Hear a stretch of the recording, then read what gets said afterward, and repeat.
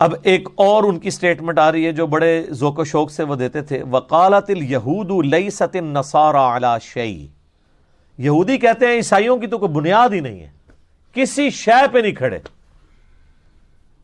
اے تو فارغ نے۔ وقالت النصارى لیست الیہود علی شیء، اور نصارہ کہتے ہیں یہودیوں اے فضول، ایک کوئی فرقہ ہے؟ تو اس کو میں آج کے دور میں کہتا ہوں، بریلوی کہتے ہیں دیوبندی تو شاہی کوئی نہیں، دیوبندی کہتے ہیں بریلوی کوئی شاہ نہیں، یہی کہتے ہیں نا۔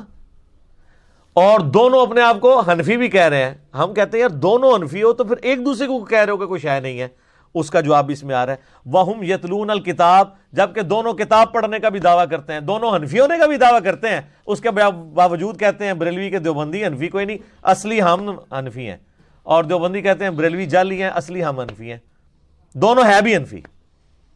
یہودی کہتے ہیں عیسائی کوئی شے نہیں، عیسائی کہتے ہیں یہودی کوئی شے نہیں، اور دونوں کتاب بھی پڑھتے ہیں، ایک کی کتاب پڑھ کے دو ہے، ایک کو فقہ حنفی پڑھ کے کہہ رہے ہیں اے فارغ ہے۔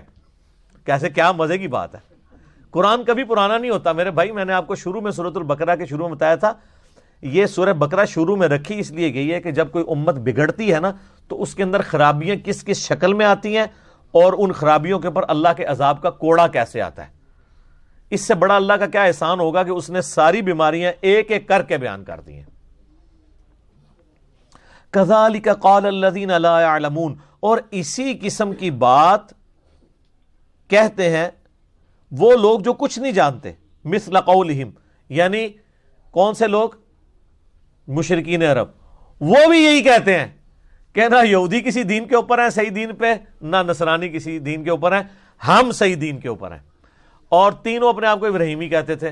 مشرکین عرب اپنے آپ کو ابراہیمی اس لیے سمجھتے تھے کہ حضرت ابراہیم کی اولاد سے تھے۔ عیسائی اپنے آپ کو ابراہیمی اس لیے کہتے تھے کہ ان کا دعویٰ تھا کہ بنو اسرائیل میں سے حضرت عیسیٰ علیہ السلام آئے ہیں اور ہم جو ہیں وہ ابراہیمی دین کے اوپر ہیں۔ اور یہودی وہ کہتے تھے کہ بنو اسرائیل جو ہے، یہودا تو آپ کو پتہ نا بیٹا تھا حضرت یعقوب علیہ السلام کا، اسی سے یہودی نسبت ہوئی، تو وہ کہتے تھے ہم ابراہیمی ہیں۔ تینوں کہتے تھے کہ ہم ابراہیمی ہیں، دو ان کی شریعت کو مانتے ہوئے کہتے تھے جو ٹوٹی پوٹی فارم میں تھی، اور جو مشرکین عرب ہیں وہ اسی طرح کہہ رہے ہوتے تھے جس طرح ہمارے ایکس پرائم منسٹر کہتے تھے میں شیخ عبد القادر جیلانی کی اولاد سے ہوں، یعنی نسلاً ابراہیمی۔ ایک نسلی ابراہیمی ہے، ایک عقیدے میں ابراہیمی۔ عقیدے میں تینوں میں سے کوئی نہیں تھا۔ آگے چل کے اللہ تعالیٰ مائے گا تم ابراہیم کی رٹ لگا رہے ہو، ابراہیم کے دین کے اوپر تو یہ پیغمبر ہیں جن کو ہم نے بھیجا ہے، یہ ابراہیم کے طریقے کے اوپر ہیں۔ پھر اللہ نے فرمایا کہ ابراہیم کی تو سب سے بڑی خوبی تھی وَمَا كَانَ مِنَ الْمُشْرِكِينَ، وہ مشرک نہیں تھے، سب سے ٹوٹ کے ایک اللہ کے ہوئے تھے، اور تم تینوں شرک کر رہے ہو۔ عیسائی حضرت عیسیٰ کو رب کا بیٹا کہہ کے، یہودی عزیر علیہ السلام کو اللہ کا بیٹا کہہ کے، اور مشرکین عرب نے تو اتنے دیوتا بنائے ہوئے تھے۔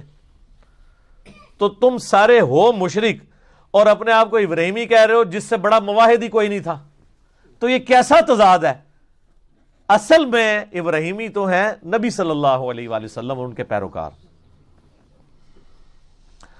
فَاللَّهُ يَحْكُمُ بَيْنَهُمْ يَوْمَ الْقِيَامَةِ فِي مَا كَانُوا فِيهِ يَخْتَلِفُونَ، پس اللہ تعالیٰ ان کے درمیان فیصلہ فرما دے گا قیامت کے دن جس معاملے میں وہ جھگڑا کرتے تھے۔ اللہ تعالیٰ فرمایا کہ یہ قیامت والے دن فیصلہ ہو جائے گا اس اعتبار سے کہ ہر بندے کو اپنے کیے کی سزا ملے گی۔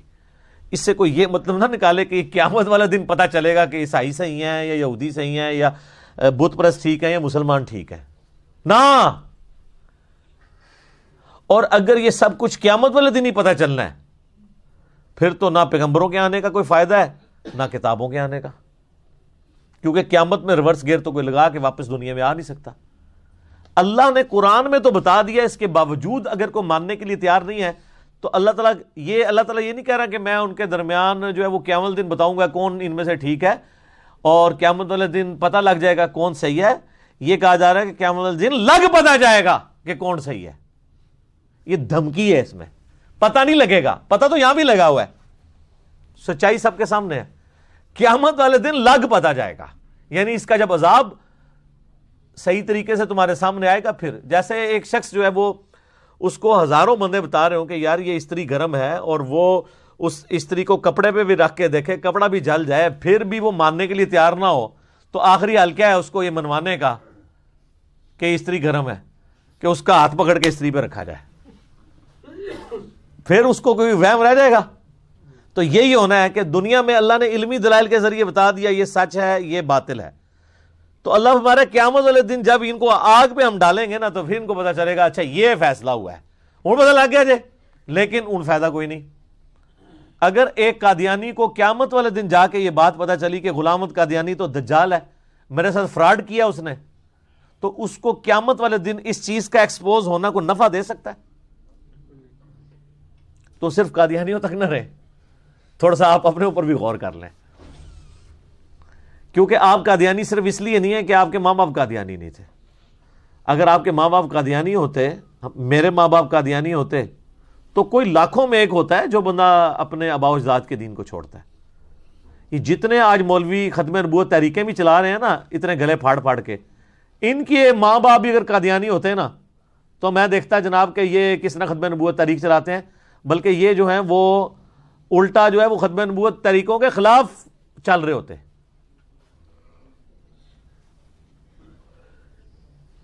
تو سر پھر اس میں ہم اسی لیے تو عرض کرتے ہیں کہ مرنے سے پہلے اے مسلمان کر لے اس پہ غور، کتابوں کا خدا اور ہے، بابوں کا خدا اور۔ کیوں؟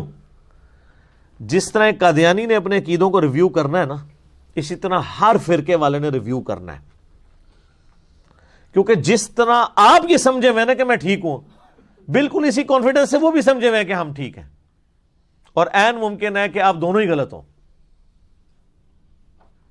آپ کے پاس کیا دلیل ہے ٹھیک ہونے کی؟ قرآن تو نہ آپ نے پڑھا، نہ آپ کے ماں باپ نے پڑھا، نہ ان کے ماں باپ نے پڑھا۔ قرآن پڑھنے سے مراد ناظرہ نہیں، ترجمے سے، ورنہ تسی کہو گے میری دادی تے انہیں قرآن پڑھ دی سی تے میرا دادا تے انہیں قرآن پڑھدا سی، نا اے نہیں، ترجمے نال کوئی رواج ہی نہیں سر۔ اچھا لوگ پرانے زمانے کو یاد کر کے نا بڑا خوش ہوتے ہیں، کہتے ہیں جی بڑا چنگا دور سی جی۔ میں کہتا ہوں سر اسلامک ہسٹری نے صحابہ تابعین کے بعد جو متبرک دور یہ دیکھا ہے نا، اسلام نے اس سے بہتر دور نہیں دیکھا۔ آپ لاکھ پرانی چیزوں کے اوپر جو ہے وہ خوش ہوتے رہے، لوگ اپنے بچپن کے دنوں کو یاد کر کے خوش ہو رہے ہوتے ہیں کہ جی کیا بچپن اچھا ہوتا تھا، یہ کرتے تھے۔ اور میں جب اپنے ماضی کی طرف دیکھتا ہوں تو میں کہتا ہوں اللہ معافی دے کہ ہم لوگ اتنی گمراہی کے اندر تھے، مر جاتے تو کیا ہوتا۔ تو پہلے بھی یہی تھا، یہ بالکل جھوٹ بولتے ہیں جو کہتے ہیں پہلا وقت اچھا تھا۔ یہ وقت اس لیے اچھا ہو گیا کہ اب یہ پھر قرب قیامت کے قریب دوبارہ نشست ثانیہ ہونی ہے نا، تو ریورس گیئر لگا ہوا ہے۔ ورنہ آپ میں سے کوئی کہہ سکتا ہے کہ جیسے جیسے نبی علیہ السلام سے زمانہ دور ہو رہا ہے تو برائی عام ہو رہی ہے، لیکن چونکہ اب دوسری طرف اب نشست ثانیہ ہونی ہے تو ریورس شروع ہو گیا۔ لوگ کہتے ہیں پہلے وقت تھا، میں ان کو کہتا ہوں آپ نے اللہ کو جان دینی ہے، ایمانداری سے بتائیں آج جتنی بچیاں نقاب کر رہی ہیں اور برقع پہن رہی ہیں، اپنی ذرا ماؤں بہنوں سے پوچھیں، دادیوں سے پوچھیں کہ اس زمانے میں وہ برقع پہنتی تھی؟ تو پھر کیوں اس زمانے کو یاد کر کے آپ لوگ اس کی تعریف کرتے ہیں؟ رواج ہی کوئی نہیں تھا۔ آج بھی گاؤں ایریا میں چلے جائیں مجھے دکھائیں کتنی عورتیں برقع پہنتی ہیں، کوئی نہیں۔ آئے اسلام آباد کے کسی کالج کے باہر کھڑے ہوں، ہزاروں بچیاں آپ کو نقاب پوش نظر آئیں گی۔ یہ مبارک دور تو کبھی دیکھا ہی نہیں ہے اسلام نے، جو آج کا دور ہے۔ اور یہ چینج کیوں آئی ہے؟ دنیاوی تعلیم کی وجہ سے۔ دنیاوی تعلیم نے لوگوں کو مجبور کیا کہ وہ دین کو پڑھیں۔ دینی تعلیم تو پہلے بھی کوئی نہیں تھی، جنہوں نے قرآن اور بخاری کا ترجمہ نہیں ہونے دیا انہوں نے دینی تعلیم کہاں سے آنے دینی تھی؟ یہ دنیاوی تعلیم آئی، اس کی وجہ سے لوگوں نے پھر دین کو سٹڈی کرنا شروع کیا، اور آج آپ کو برکات نظر آ رہی ہے الحمدللہ۔